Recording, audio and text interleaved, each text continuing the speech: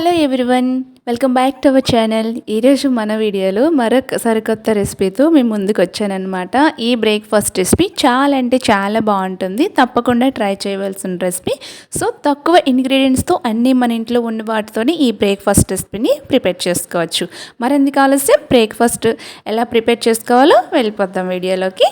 So ఇప్పుడైతే ముందుగా ఈ రెసిపీ చేసుకోవడానికి కోసం మిక్సీ జార్ తీసుకోవాలి. మిక్సీ జార్లోకి 1 కప్పు వరకు అన్నం వేసుకోవాలన్నమాట. సో నేనైతే రాత్రి మిగిలిన అన్నంని మార్నింగ్ ఈ విధంగా దోశలు వేస్తున్నాను అనమాట. So 1 cup rice, next 1/2 cup వరకు బొంబాయి రవ్వ, ఉప్మా రవ్వ అంటాం కదా అది, నెక్స్ట్ 1/2 కప్పు వరకు పెరుగు, పుల్లటి పెరుగు కానీ కమ్మటి పెరుగు కానీ ఏదైనా 1/2 కప్పు వేసుకోండి. నెక్స్ట్ మీ టేస్ట్కి సరిపడే సాల్ట్, కొంచెం వాటర్ వేసుకోండి. వేసుకొని దీన్ని మెత్తగా గ్రైండ్ చేసుకోవాలన్నమాట. ఎక్కడ పలుకు లేకుండా చాలా మెత్తగా గ్రైండ్ చేసేసుకోవాలి.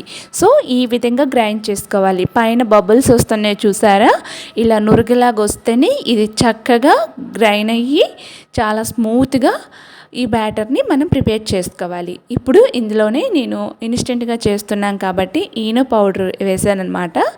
కొంచెం ఈనో పౌడర్ని వేసుకోండి. సో ఈనో పౌడర్ లేకపోతే బేకింగ్ సోడాని వేసేసుకోవచ్చు.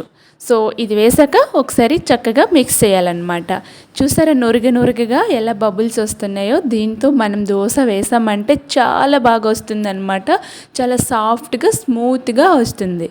ఇప్పుడు స్టవ్ ఆన్ చేసుకొని స్టవ్ పైన తవా పెట్టుకొని ఇప్పుడు మనం దోశల్లాగా ఈ విధంగా వేసుకోవాలి. ముందు తవాని కొంచెం ఒక చుక్క ఆయిల్ వేసుకొని స్ప్రెడ్ చేసుకున్నాక ఇప్పుడు దోశని వేసుకోండి. మరి ఎక్కువగా స్ప్రెడ్ చేసుకోవద్దు. ఈ దోశ దగ్గరగా కొంచెం చిన్నగా స్ప్రెడ్ చేసేసుకొని వేసేసుకోవటమే.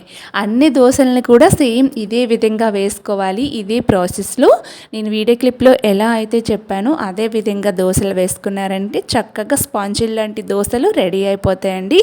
అప్పటికప్పుడు ఈ దోశల్ని ప్రిపేర్ చేసుకోవచ్చు. వీడియో నచ్చితే లైక్ చేసి, షేర్ చేసి, సబ్స్క్రైబ్ చేసుకోండి.